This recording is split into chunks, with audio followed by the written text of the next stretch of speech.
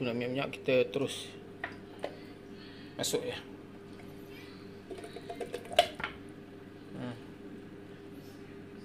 Okay, Assalamualaikum warahmatullahi wabarakatuh, geng. Hari ni aku nak masak kari kambing adabi yang segera punya. Sebabkan wife aku tak ada, aku pun dah masak nasi tu. Ni ayam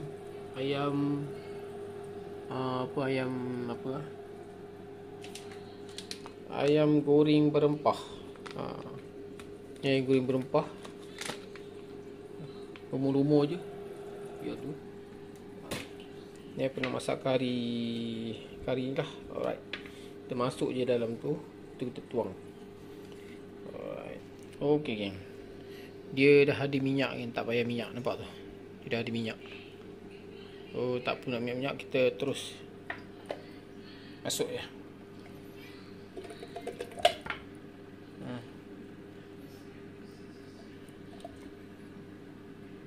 Tu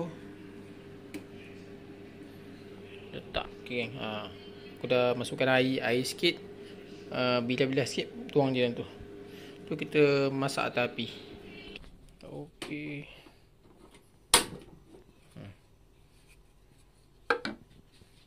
Api sederhana.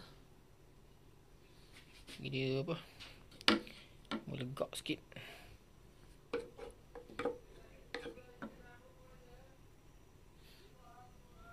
Dia dah separuh masak ni, ya, kita panaskan je.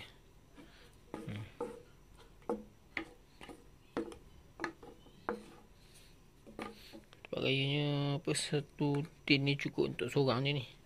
Tak banyak pun isi dia, nampak. Sikit je. Boleh lah, kata kan. Okey, dia dah naik.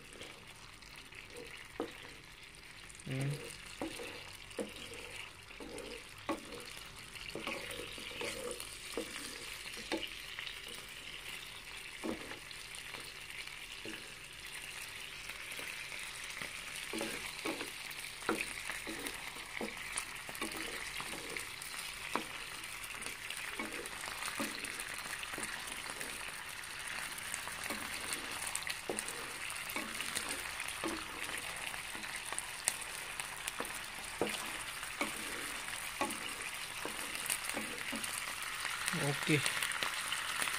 Sekejap lagi.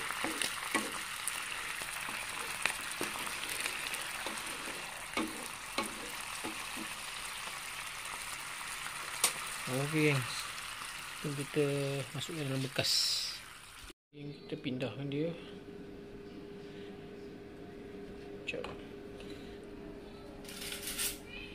Sampai nak angkat dia ni.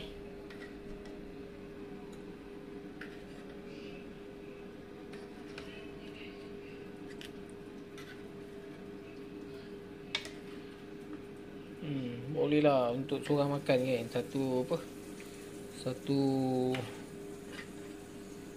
Satu tin dia. Seorang makan boleh lah. Alright.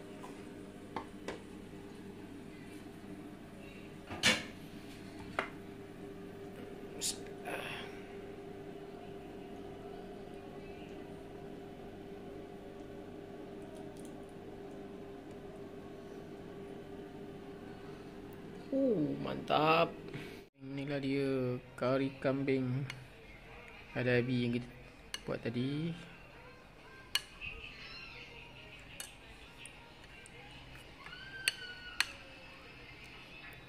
Okey.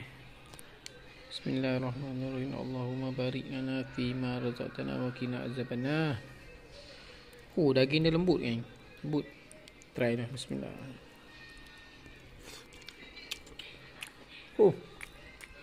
Dah baik, kan. Memang sedap. Tak ibu.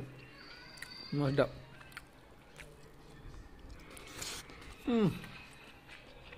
Okey, kan.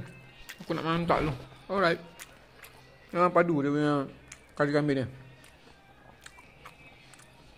Makan tu.